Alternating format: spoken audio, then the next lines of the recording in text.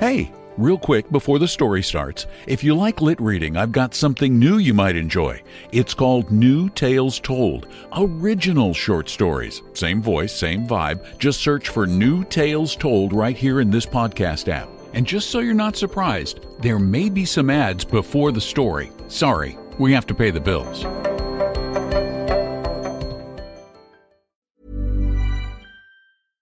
This episode is brought to you by Progressive Insurance. Do you ever think about switching insurance companies to see if you could save some cash? Progressive makes it easy to see if you could save when you bundle your home and auto policies. Try it at Progressive.com. Progressive Casualty Insurance Company and Affiliates. Potential savings will vary, not available in all states. You know how everything's a subscription now? Music, movies, even socks. I swear if it... To continue this ad, please upgrade to Premium Plus Platinum. What? No, anyway, Blue Apron... This is a pay-per-listen ad. Please confirm your billing. Oh, that's annoying. At least with the new Blue Apron, there's no subscription needed. Get delicious meals delivered without the weekly plan. Wait, no subscription? Keep the flavor. Ditch the subscription. Get 20% off your first 2 orders with code APRON20. Terms and conditions apply. Visit blueapron.com/terms for more.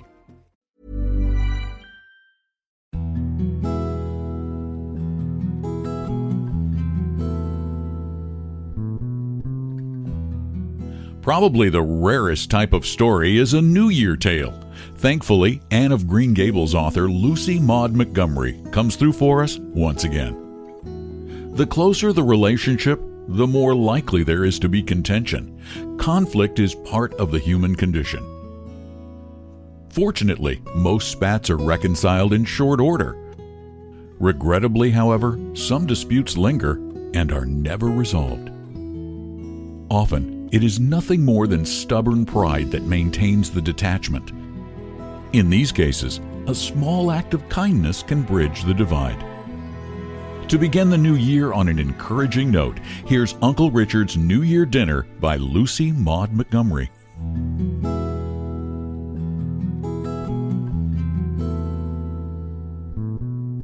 Prissy Baker was in Oscar Miller's store New Year's morning buying matches, for New Year's was not kept as a business holiday in Quincy, when her uncle, Richard Baker, came in. He did not look at Prissy, nor did she wish him a Happy New Year. She would not have dared. Uncle Richard had not been on speaking terms with her or her father, his only brother, for 8 years. He was a big, ruddy, prosperous-looking man, an uncle to be proud of, Prissy thought wistfully, if only he were like other people's uncles, or indeed, like what he used to be himself. He was the only uncle Prissy had, and when she had been a little girl, they had been great friends. But that was before the quarrel, in which Prissy had had no share, to be sure, although Uncle Richard seemed to include her in his rancor. Richard Baker, so he informed Mr. Miller, was on his way to Navarre with a load of pork. "I didn't intend going over until the afternoon," he said, "but Joe Hemming sent word yesterday he wouldn't be buying pork after 12 today, so I have to tote my hogs over at once. I don't care about doing business New Year's morning." "Should think New Year's would be pretty much the same as any other day to you," said Mr. Miller, for Richard Baker was a bachelor, with only old Mrs. Janeway to keep house for him. "Well, I like a good dinner on New Year's," said Richard Baker. "It's about the only way I can celebrate. Mrs. Janeway wanted to spend the day with her son's family over at Oriental, so I was laying out to cook my own dinner. I got everything ready in the pantry last night before I got word about the pork. I won't be able to get back from Navarre before 1 o'clock, so I reckon I'll have to put up with a cold bite." After her Uncle Richard had driven away, Prissy walked thoughtfully home. She had planned to spend a nice, lazy holiday with the new book her father had given her at Christmas and a box of candy. She did not even mean to cook a dinner, for her father had to go to town that morning to meet a friend and would be gone the whole day. There was nobody else to cook dinner for. Prissy's mother had died when Prissy was a baby. She was her father's housekeeper, and they had jolly times together. But as she walked home, she could not help thinking about Uncle Richard. He would certainly have cold New Year cheer, enough to chill the whole coming year. She felt sorry for him, picturing him returning home from Navarre cold and hungry to find a fireless house and an uncooked dinner in the pantry. Suddenly an idea popped into Prissy's head. Dared she? Oh, she never could. But he would never know. There would be plenty of time. She would. Prissy hurried home, put her matches away, took a regretful peep at her unopened book, then locked the door and started up the road to Uncle Richard's house, half a mile away. She meant to go and cook Uncle Richard's dinner for him, get it all beautifully ready, then slip away before he came home. He would never suspect her of it. Prissy would not have him suspect for the world. She thought he would be more likely to throw a dinner of her cooking out of doors than to eat it. 8 years before this, when Prissy had been only 9 years old, Richard and Irving Baker had quarreled over the division of a piece of property. The fault had been mainly on Richard's side, and that very fact made him all the more unrelenting and stubborn. He had never spoken to his brother since, and he declared he never would. Prissy and her father felt badly over it, but Uncle Richard did not seem to feel badly at all.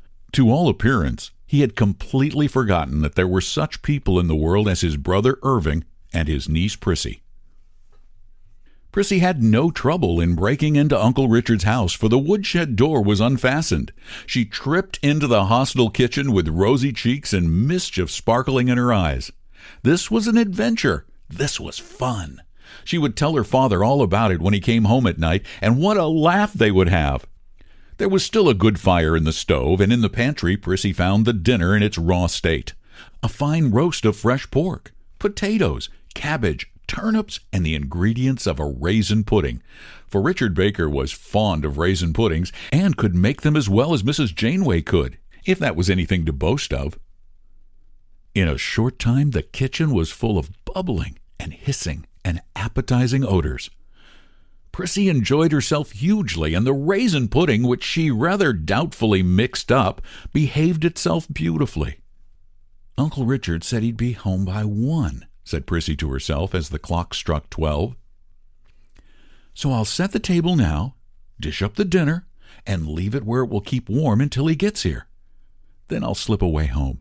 I'd like to see his face when he steps in. I suppose he'll think one of the Jenner girls across the street has cooked his dinner.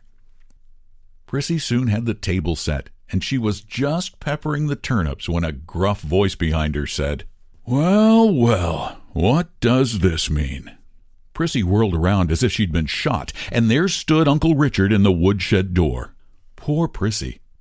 She could not have looked or felt more guilty if Uncle Richard had caught her robbing his desk.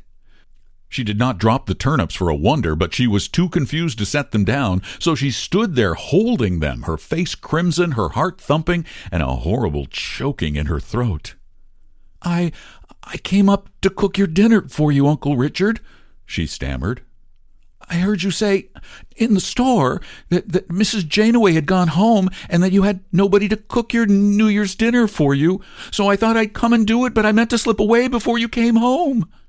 Poor Prissy felt that she would never get to the end of her explanation. Would Uncle Richard be angry? Would he order her from the house? "It was very kind of you," said Uncle Richard dryly. "It's a wonder your father let you come." "Father was not home, but I am sure he would not have prevented me if he had been. Father has no hard feelings against you, Uncle Richard." "Humph," said Uncle Richard. "Well, since you cooked the dinner, you must stop and help me eat it. It smells good, I must say. Mrs. Janeway always burns pork when she roasts it. Sit down, Prissy. I'm hungry." They sat down. Prissy felt quite giddy and breathless, and could hardly eat for excitement. But Uncle Richard had evidently brought home a good appetite from Navarre, and he did full justice to his New Year's dinner. He talked to Prissy, too, quite kindly and politely. And when the meal was over, he said slowly, "I'm much obliged to you, Prissy, and I don't mind owning to you that I'm sorry for my share in the quarrel, and have wanted for a long time to be friends with your father again, but I was too ashamed and proud to make the first advance. You can tell him so for me if you like, and if he's willing to let bygones be bygones, tell him I'd like him to come up here with you tonight when he gets home and spend the evening with me." "Oh, he will come, I know," cried Prissy joyfully. "He has felt so badly about not being friendly with you, Uncle Richard. I'm as glad as can be." Prissy ran impulsively around the table and kissed Uncle Richard. He looked up at his tall, girlish niece with a smile of pleasure. "You're a good girl, Prissy. You're a good girl, Prissy, and a kind-hearted one, too. or you'd have never come up here to cook a dinner for a crabbed old uncle who deserved to eat cold dinners for his stubbornness. It made me cross today when folks wished me a happy new year. It seemed like mockery when I hadn't a soul belonging to me to make it happy. But it has brought me happiness already, and I believe it will be a happy year all the way through. Indeed it will, laughed Prissy. I am so happy now I could sing. I believe it was an inspiration, my idea coming here to cook your dinner for you. You must promise to come back and cook my New Year's dinner for me every New Year we live near enough together, said Uncle Richard. And Prissy promised.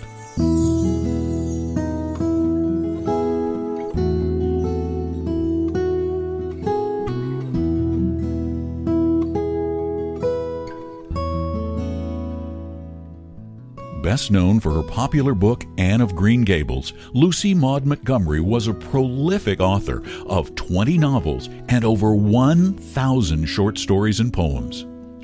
After the death of her mother at an early age, she spent much of her childhood alone in the care of her grandparents. It was this alone time that she credited for her ability to create believable characters. Haunted by depression for much of her life, some believe her death in 1942 at age 67 was a suicide, but her work lives eternally. Thanks so much for listening. If you like what you hear, please leave a 5-star review on Apple Podcasts or a 5-star rating on Spotify. And if you love short stories, check out all of our short story podcasts at shortstoryverses.com. Thanks again for listening. I'm Don McDonald.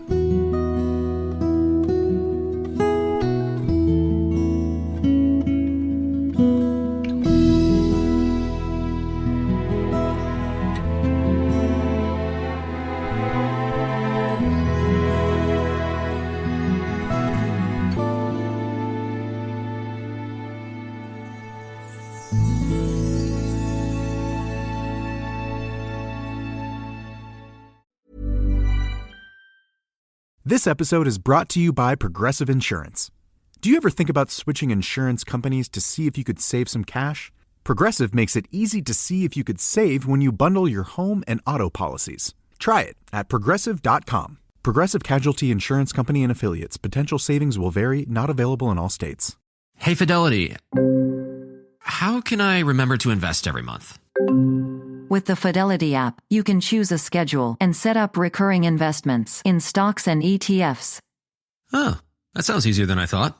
You got this. Yeah, I do. Now, where did I put my keys? You will find them where you left them.